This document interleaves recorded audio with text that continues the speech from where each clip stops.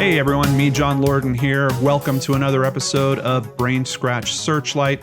This one is for Wednesday, May 17th, 2017. Thank you so much for joining me. I know you're probably saying, hey John, this isn't the right setup. This looks like Johnny Vlogs. Basically what I noticed was during last week's BrainScratch, when I'm covering material that has been submitted from a researcher, the screen winds up just being a whole lot of a Word document. It's not quite the same as when I'm sharing web sources with you. So on this case in particular, it was also submitted by a researcher. So I wanted to flip the camera around. I think this will make things a little more aesthetically pleasing. Plus we've got a bunch of great pictures that the researcher also included. So we're going to try this out for this week and see how it goes. Today we're going to talk about the case of Trenny Gibson.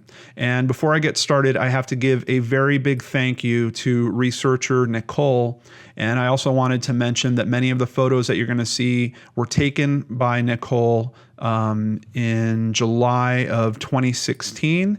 And several of them were also taken by her mother just a week ago. So, and these are a lot of pictures of the location where Trenny disappeared.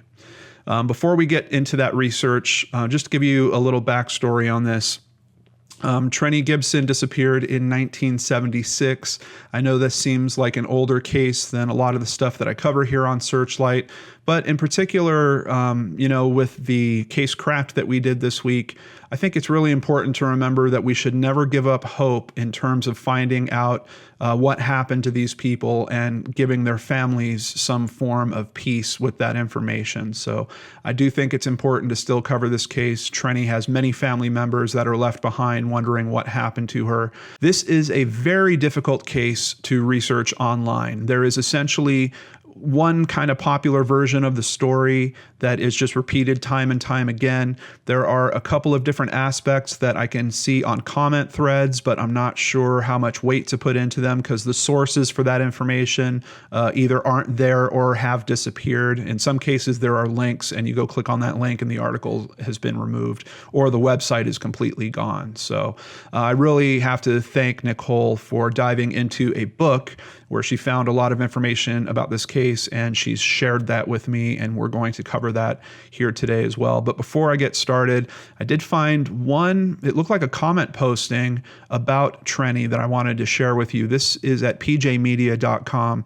I knew Trenny Gibson, who played cello in the elementary school orchestra with me. I still think of this story sometimes.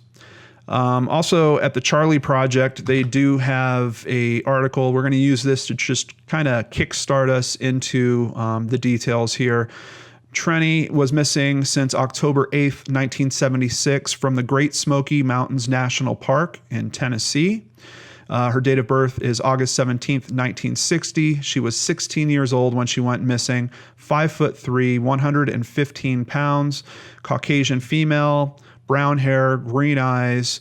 She was wearing a blue blouse, a blue and white striped sweater, a borrowed brown plaid heavy jacket, blue jeans, blue Adidas shoes, and a diamond and star sapphire ring. And here's the details. Trenny accompanied 40 of her classmates from Knoxville, Tennessee on a field trip to the Great Smoky Mountains National Park on October 8th, 1976. The students were hiking to Andrews Bald on the trip and separated into small groups when they arrived at the trails. Trenny apparently hiked with several different sections of her classmates at different paces during the day. She was last seen at approximately 3 p.m. near Clingman's Dome, walking on a moderately steep trail with sharp drop-offs and dense undergrowth on both sides. Extensive searches of the park continued until the end of October 1976, but Trenny has never been located. She was a sophomore at Bearden High School at the time of her disappearance. Her case remains unsolved, and of course they have the investigating agency information. I will copy all of that into the description box below so you can use that if you have some information on what happened to Trenny. This is kind of the most popular version of the story that you'll see repeated time and time again. Usually some additional details that come up are that she was walking in between groups of her classmates, and that's what makes this disappearance particularly mysterious. That essentially there was people behind her, there was people ahead of her, and somehow she disappeared in the middle of that and was never found again. Moving over to Namus, they have a profile on her. It looks like it is a high-strength profile. It does include dental information, DNA information. Once again, echoing all the same things that we saw over at the Charley project, and it matches. Her height matches, the weight matches. Circumstances, we get a much simpler explanation, just that she was last seen on October 8th of 1976. They're citing her as brown hair. You know, with that photo, it kind of looks like it could be a little reddish to me. I'm not sure, but they do say brown hair, green eyes, no known distinctive body features. We don't even know if she has piercings here. I don't know if that picture is really enough to tell us if she's wearing earrings or not. Nothing else to really note her by physical traits. And the clothing description also matches what we heard over at the Charley project. We're going to get some more information about that borrowed brown plaid jacket. And unfortunately, at least in my eyes, this story does sometimes get pulled into Bigfoot lore. This is a page called bigfoothistory.wordpress.com. And they're saying today in Bigfoot history, this was posted on May 8th of 2012. 2002, Great Smoky Mountains National Park, suspicions arise that missing hikers abducted. New evidence in the missing hikers, Trenny Gibson and Thelma Pauline Melton, comes to light when a suspicious package and letter are discovered at a ranger station lookout in the Great Smoky Mountains. The package, which consisted of a used burlap sack, contained several items. Upon inspection, it was determined that 3 of the items belonged to Trenny Gibson, missing since 1981. First issue there is she was actually missing since 1976. Several other items clearly belong to Thelma Pauline Melton. I love how this thing's written because it's talking about these items. It's not saying what they are. And in that second case, they're saying these items clearly belong to Thelma Pauline Melton. But once again, they're not telling you what they are. They're saying the authorities are not revealing the specific of the items.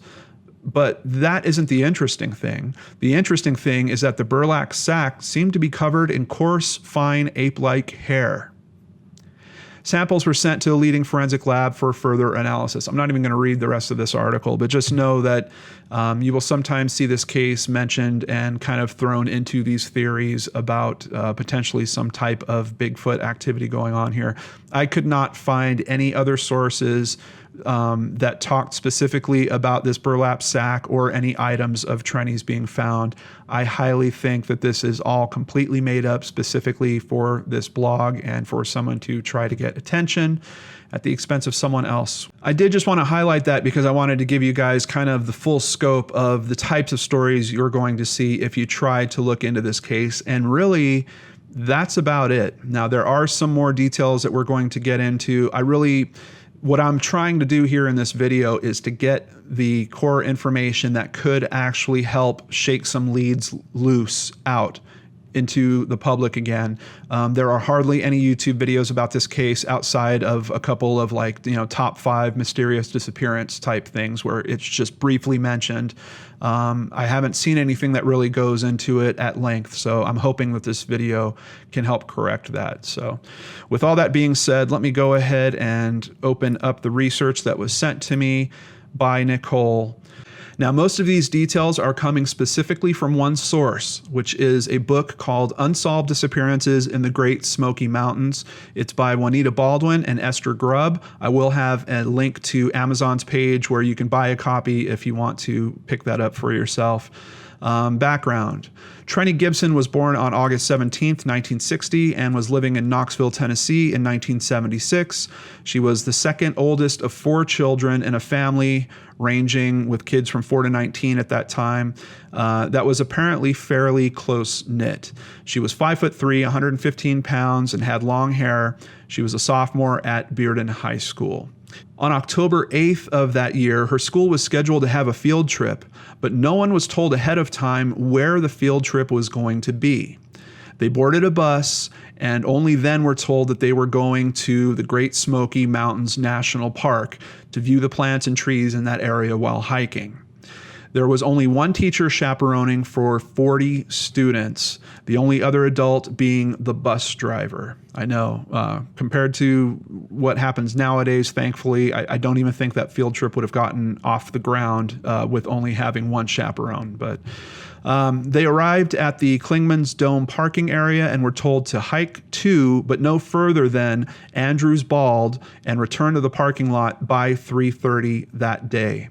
Now, I have seen, and I'm not sure, but I have seen some mention that apparently the teacher didn't even actually go on the hike with the kids, that she stayed back with the bus, but I can't really confirm that. I don't have a good solid source on that. Trenny had shared a seat on the bus with a guy named Robert Simpson, who she hiked to Andrews Bald with, and they arrived after a group of students who had apparently wanted to race to get there. When those students left to walk back to the bus in smaller groups, Trenny left with some of them and Robert stayed back with some others. Trenny and another classmate were walking faster than the group they left with and ended up catching up with a few others. They stopped to rest and talk, but Trenny said she wanted to keep going. She didn't ever reach the parking lot, and by 6, she was officially reported missing. So the three most discussed theories are accident, that she ran off intentionally, or there was some kind of foul play involved. Here's some information about the accident theory. The people who think it was an accident point out that the trail can be steep and has sharp drop-offs, and Trenny had a recent injury. A counter-argument to that is that the teacher and student who went to look for her hiked to Andrews Bald and back, as well as searching a nearby trail and didn't see anything. However, there was also wind and rain and fog that had started that afternoon and was worse by evening and into the night. In the following days, some rescuers were apparently injured trying to search for her due to the weather conditions, despite being vetted ahead of time to make sure they were physically fit and knew proper safety precautions. Trenny had left her jacket at home that day and borrowed Robert Simpson's jacket from him during the hike. That is the brown plaid jacket that's mentioned at the Charley Project and Namus. So the accident theory strikes me because it's kind of the most common belief, right? I mean, you take a bunch of kids out into the wilderness where there is a bit of a tough hike and there are some potential cliffs around there. And yeah, I think the probability that there was an accident here could be pretty high. Also, it mentioned that Trenny had a recent injury. I don't know all the details of that injury except that it was affecting either her leg, her ankle, or her foot, and that she had been given some type of pain medication for it. Now, she left the pain medication at home, but I don't know if she took it in the morning before she went off to school. So when I'm looking at this accident theory, for me personally, I think that there is a pretty good likelihood there. Also, keep in mind, this is in October. You have autumn hitting. You have the leaves falling. Is it possible that she wound up being pretty easily buried by some of those autumn leaves and difficult to find considering she's wearing a brown plaid jacket? Maybe she would blend in a bit more. I think that those are things that we really have to consider when we're looking into this case. Now, admittedly, they did search this area. They searched it several times and they did not find her. So it does leave a bit of a question mark in terms of this accident theory really being plausible or not. Let's discuss the theory about her running away. The general consensus among the students on the trip with her was that she ran off with some person and she had planned it, but Robert Simpson claims she gave him half her lunch that day and she left her jacket at home and her wallet in her mother's car that morning. She also had hundreds of dollars in cash left back in her room. She also had an ID that she didn't take with her on the field trip. And of course, according to the story as it's being told, the destination of the trip was unknown to the students. How could she have planned for someone to pick her up there? We're talking a time well before cell phones, and we're talking a wilderness location. How would you even plan that? Now, something important to point out here for me is I don't know about this aspect about the destination of the trip being unknown. I know that when I went to school, we had to actually take permission slips home and get those signed before we went on any field trip, and they would usually tell your parents exactly where you were going.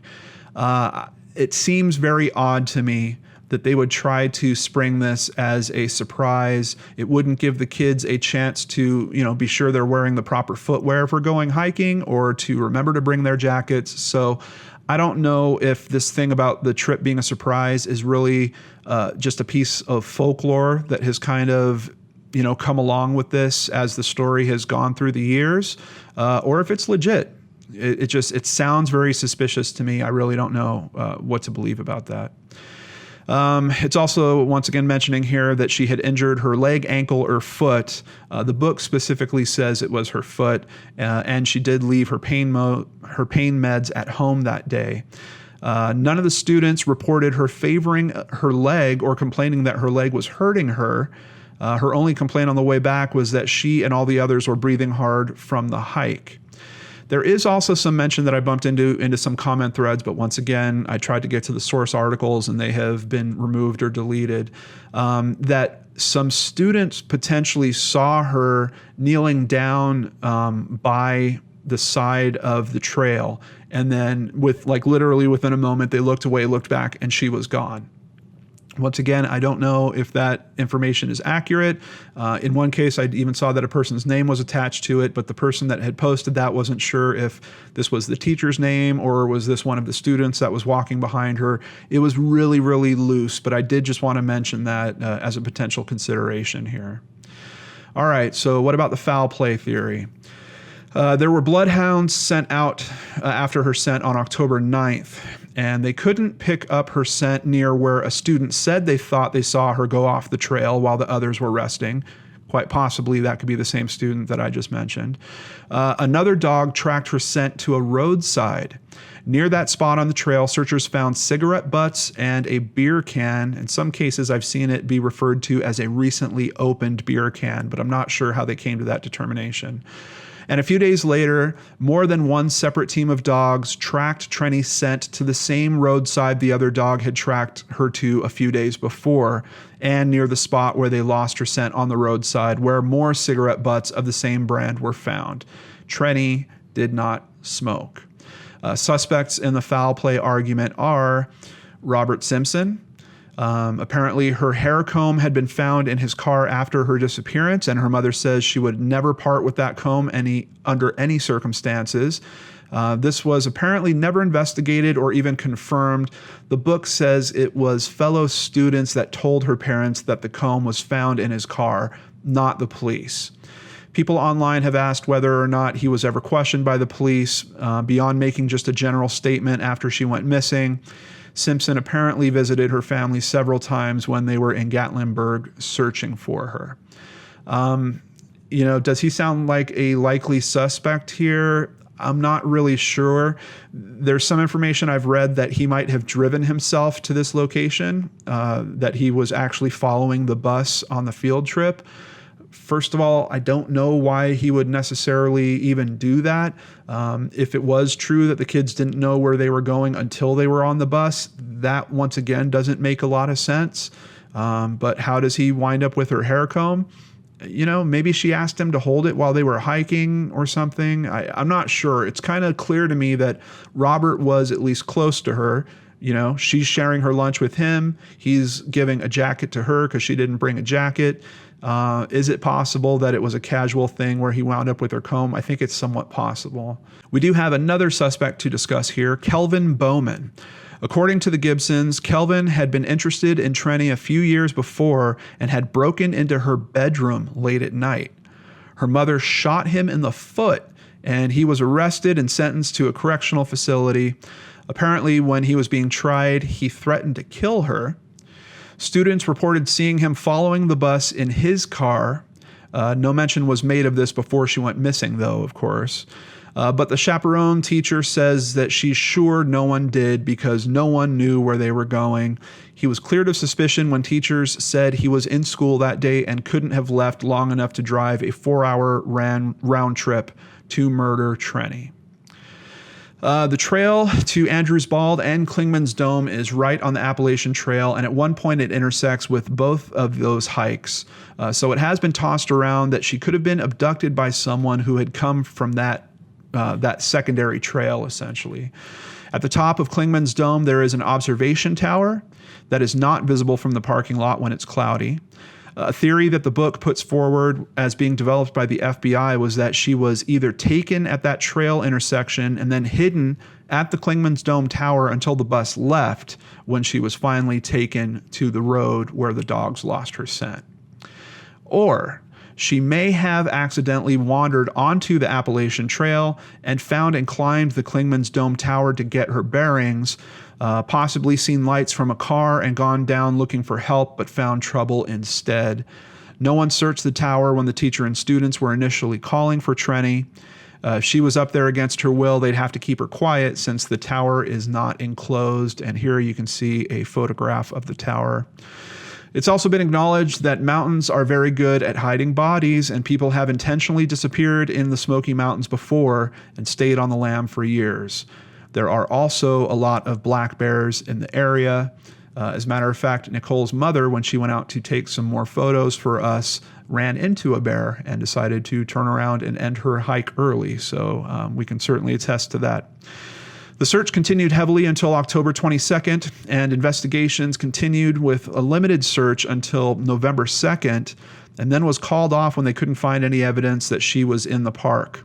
A $5,000 reward offered by the governor didn't get any bites, and the family was discouraged from adding to the reward with their own money. There was a second search from April 18th to May 5th of 1977 after pressure from the family, but few people showed up due to both the bad weather and feeling it was futile after the intensive search that had happened a few months before. The family was very upset about this and were reminded about the intensity of the first search by law enforcement. There was a few alleged sightings of Trenny. One woman said a girl who had come to her house a few weeks after the disappearance asking to make a call on her phone, and whoever she called didn't answer. She got in a car with some others and drove away, and she had been claiming to the woman that she was having car trouble. The girl was eventually identified, and despite the couple positively identifying her as Trenny based on photographs, she was actually not Trenny. Another person reported a girl who gave her name as Rita Gibson was at a hospital and treated for minor contusions the same night Trenny went missing, but she was eventually confirmed to also not be Trenny. The family, it seems like the tragedy really rippled through the family in a very tough way. Her family was apparently not as close with each other or their community after this. They said friends and extended family backed away because they didn't know how to act. Their church stopped being a source of comfort as it had been before. Her older brother, 19 when she disappeared, was discharged from the Navy because he couldn't concentrate after she vanished. On Trenny's 17th birthday in 1977, they went to the Smoky Mountains because they wanted to be closer to her. They also sued several parties, including the teacher chaperone of the field trip, the Knoxville Board of Education, and the superintendent of the school system for negligence. But the cases were dismissed in 1980 for failure to prosecute.